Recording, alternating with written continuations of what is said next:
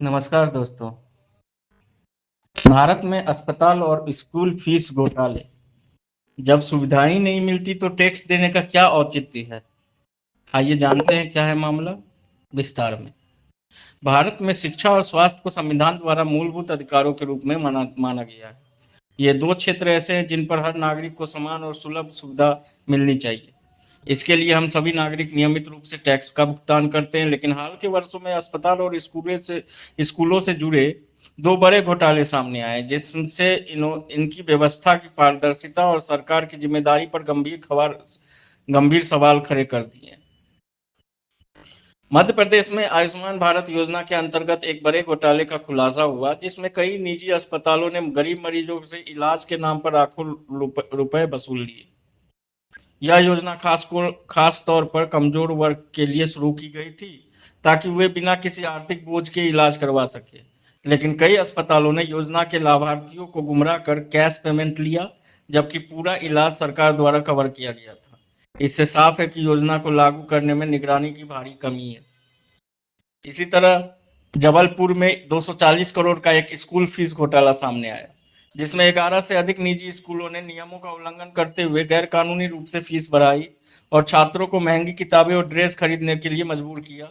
यह घोटाला कई वर्षों तक चला और लाखों छात्रों और अभिभावकों को आर्थिक रूप से नुकसान हुआ।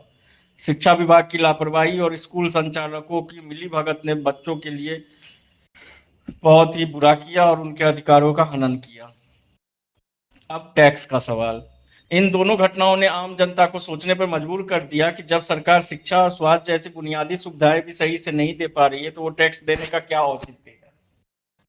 बात सही है। टैक्स किसी दान की तरह नहीं होता। यह नागरिकों और सरकार के बीच एक समझौता होता है। नागरिक टैक्स देते हैं ताकि उन्हें बुनियादी सेवाएं मुफ्त या सस्ती दरों पर मिले। लेकिन जब सरकारी सिस्टम फेल हो जाता है और जनता को मजबूरी में निजी संस्थानों के पास जाना पड़ता है, जहां उन्हें ठगा जाता है, तो यह एक प्रकार का दोहरा शोषण बन जाता है, पहले टैक्स का और फिर निजी लूट का। इन घोटालों से यह स्पष्ट है कि सरकार को अब केवल योजनाएं शुरू करने से आगे बढ़कर उन्हें सही क्रियान्वयन और निगरानी पर फोकस करना होगा। निजी संस्थानों के लिए सख्त नियम और दंड किए जाने चाहिए, ताकि वे जनता का शोषण का शिकार न बना सके। साथ ही सरकारी स्कूलों और अस्पतालों की गुणवत्ता में सुधार लाना जरूरी है, जिससे लोग उन पर भरोसा कर सके। और निष्कर्ष क्या निकलता है कि यदि सरकार जनता से टैक्स लेती है, तो यह जिम्मेदारी है कि वह शिक्षा और स्वास्थ्य जैसी आवश्यक सेवाएं बिना भ्रष्टाचार और शोषण के उपलब्ध कराए, वरना यह लोकतंत्र की नींव को कमजोर कर देगा और जनता के मन में व्यवस्था के प्रति आक्रोश और अविश्वास बढ़ेगा।